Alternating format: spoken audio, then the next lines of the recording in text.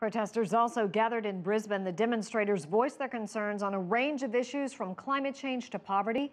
CCTV's Guoxiu has this report. The sounds of protest have echoed across Brisbane. Angels, political impersonators, and performers have different agendas, but united to send their messages to G20 leaders. Calls for greater action to protect the environment were made.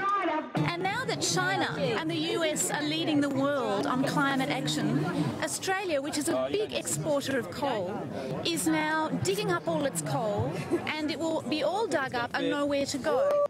And protesters made demands that any measures for economic growth don't just benefit the wealthy. The world economy remains in trouble, and those people are over there thinking about ways to make us pay, thinking about ways to make us sacrifice. The answer coming from this community needs to be a very clear no. We will not sacrifice to make the rich even richer. There were even concerns about the cost of hosting the summit.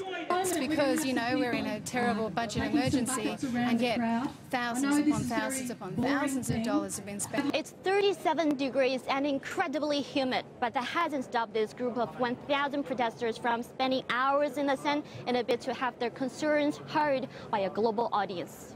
Police have been bracing for this day, but the demonstrations have been peaceful.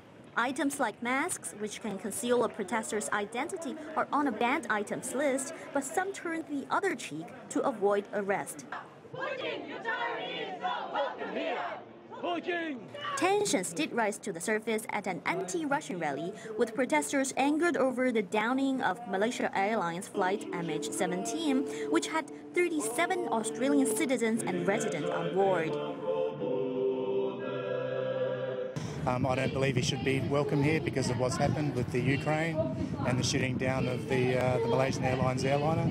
So I am just standing here in solidarity with the Ukrainian people and just like to say that I don't believe he is welcome in Australia, and I wish he would go as soon as possible. Thousands of demonstrators took part in the People's March to bring their message across the river to the same site as the G20 venue.